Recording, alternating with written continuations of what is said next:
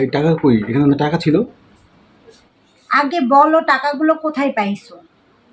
এইগুলো হচ্ছে অফিসের টাকা, বুঝছো? আমরা অফিসে সবাই মিলে কাজ টাজ করি। কাজ টাজ করলে সন্ধ্যার পরে টাকা টাকা ভাগ বটরা করে যার যার ভাগেরটা তারা তারা আমরা সব নিয়ে আসি আর কি। হ্যাঁ, এগুলো হচ্ছে আমাদের উদ্বৃত্ত ইনকাম, মানে এক্সট্রা আয়। অফিসের পাশাপাশি ফাঁকে ফাঁকে আমরা অন্যান্য কাজও করি, যে কাজের জন্য আমরা টাকা পাই। ফাঁকে ফাঁকে কাজ করো? কি কাজ করো? তুমি তো একবারই বেতন পাও মাসে, তাহলে? আমাদের এখানে অনেক মানুষ আসে, বুঝছো, যে এসে বলে ভাই আমার নামজারিটা করে দিবেন। তো নামজারি করতে তো লাগে 1170 টাকা। হুম। তখন আমরা তাদের কাছ থেকে 20,000 টাকা নেই, 25,000 টাকা নেই, কন্ট্রাক্টে নিয়ে নিই। এই 1170 টাকা দেওয়ার পরে যে 20,000 টাকা থেকে থাকে কত, মোটামুটি 18,000 টাকায় থেকে যায়, 8,500 টাকার মতো থেকে যায়। এই টাকাটা আমাদের মধ্যে একটা সিন্ডিকেট আছে, আমরা সবাই এটা ভাগযোগ করে নিই। আবার যদি কেউ এসে বলে যে ভাই আমার বাসায় তো পল্লী বিদ্যুতের মিটার নাই, মিটার কীভাবে নামাবো, অনেক মক্কেল আছে, তখন আমরা এই মিটার চুক্তিতে নিয়ে নিই। একটা মিটার নামাইতে খরচ হয় 1380 টাকার মতন। এই মিটার নামাইতে আমরা নিই 8 থেকে 9 হাজার টাকা। এটা আমাদের বস, অফিসে যে বস টস যারা আছে এদেরকে সাথে আমরা ভাগযোগ করে নিয়ে নিই। মানে আমাদেরকে আমরা সবাই মিলাজিলা খাই। ধরো আমি 2টা ক্লায়েন্ট দিলাম, আমার কাছে 2জন লোক নামজারি করতে আসছে, বা দলিল সংক্রান্ত কোনো ভেজালে করে আসছে, বা ভালো কাগজপত্র নিয়ে আসছে। আমরা তারা এমন সিস্টেমে ফেলাই দেয়, এমন গিট্টুর মধ্যে ফেলাই দেয়, সে ভেজালে পড়ে যায়। তার ভয়ভীতি দেখায়, বলি ভাই 20,000 টাকা নিয়ে আসেন, না এটার সমাধান হবে না। যেহেতু এটা জমির কাগজপত্র ব্যাপার, মানুষ ভয় পেয়ে যায়, টাকার দিকে তাকায় না, তখন আমাদেরকে টাকা দিয়ে দেয়। আর এইভাবে আমরা ডেলি মোটামুটি কেউ 50,000, কেউ 60,000, 70,000 করে ইনকাম করে। আর আমাদের বসেরা তো দেশের বাইরেও বাড়ি ঠাড়ি করে ফেলাইছে এই দালালির টাকা করে। মানে মানুষ আমাদেরকে দালালি বলে, ঠিক আছে? মানে আমরা সরকারি চাকরি করি, পাশাপাশি দালালিও করি। মানে বাংলাদেশে এমন কোনো সরকারি চাকর নাই যে হচ্ছে দালালি করে না। মানে বেতনের টাকা কেউ হাতই দেয় না। এই যে এক্সট্রা যে টাকাটা আসে এই টাকা দিয়ে এরা চলে। আর এই কারণে হচ্ছে এই দালালির টাকাগুলো আসলে থাকে না।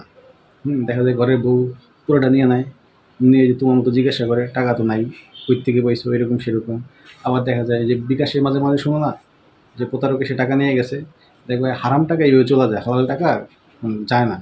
কারণ হালাল টাকায় বরকত থাকে, হারাম টাকায় বরকত নেই।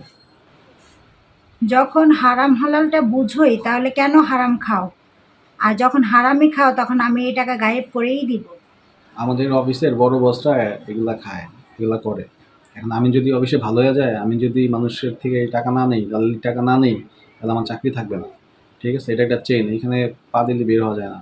আর আমাদের মানে সারা বাংলাদেশে দালালের চক্রে ভরা। এটা প্রত্যেকটা অফিসে, সরকারি প্রত্যেক অফিসে হচ্ছে এই দালাল চক্র থাকবে।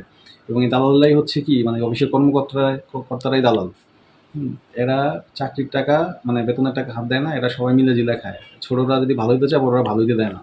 ঠিক আছে? এটা একমাত্র সরকার যদি মানে পদক্ষেপ নেয়, বড় বড়দেরকে চাপ দেওয়া ধরে, তাহলে হচ্ছে এগুলো বন্ধ হবে। ঠিক আছে? এবং যদি এটা শাস্তিটা অনেক কঠিন করে, যে সরকারি অফিসের, বাংলাদেশের প্রত্যেকটা সরকারি অফিসের যারা ঊর্ধ্বতম কর্মকর্তা, এদেরকে যদি শাস্তিটাও তাই আনা হয় যে যদি আপনার অফিসে কোনো রকম ঘুষ বাণিজ্য চলে, বা কোনো মানুষকে ঠকানো হয়, সাধারণ মানুষকে ঠকানো হয়, তাহলে আপনার যাবজ্জীবন জেল হবে, এবং আপনার নেক্সট পরিবারে কেউ কোনোদিন সরকারি চাকরি পাবে না। এই ধরনের যদি কঠিন কোনো শাস্তি ব্যবস্থা করে, তাহলে হয়তো বা ঘুষ খাওয়া দাওয়া এগুলো বন্ধ হইতে পারে, সম্ভাবনা আছে। তাছাড়া আমি আসলে সম্ভাবনা দেখি না। কারণ বড় বড় বসরা বড় বড় ঘুষ খায়, পরবর্তীতে দেখা যায় কি এরা ছাড়া পেয়ে যায়, মানে এটা আড়ালে চলে যায়। হ্যাঁ, যাতে আড়ালে যাইতে না পারে, একজন ঘুষখোরকে ধরে তার পরিবারের সামনে নিয়ে হাজির করতে হবে। দেখো তোমার বাপে ঘুষ খায়, তোমার হাতের ফোন, যে দামি ফোনটা, তুমি যে গাড়িটা ইউজ করো, তোমার বাবা ঘুষের টাকা দিয়ে সাধারণ মানুষের রক্ত চুষা তোমাদেরকে এগুলা কিনে দেয়। সো তোমরাই ডিসাইড করো তোমার বাবাকে তোমরা ভালোবাসবা না ঘৃণা করবা। এইভাবে যদি তাদেরকে কোণঠাসা করা যায়, তাহলে হয়তো বাংলাদেশ এই ঘুষমুক্ত হবে, এবং তখনই বাংলাদেশের সাধারণ মানুষ যারা আছে সবাই নাগরিকের যে অধিকার, সেই অধিকারটা তারা পাবে। তাছাড়া বাংলাদেশে নাগরিক মানে অধিকার পাওয়া সম্ভব না। ঠিক আছে বন্ধুরা, ভিডিওটা আপনারা বেশি বেশি করে শেয়ার করে দেন। কারণ বাংলাদেশের প্রত্যেকটা সেক্টরে হচ্ছে এই দুর্নীতি, ঘুষ। আপনি ভূমি অফিসে যাবেন, আপনি ঘুষ ছাড়া, একটা টাকা ছাড়া মানে আপনি কোনো কাজই করতে পারবেন না, মানে কেউ কথাই বলবে না।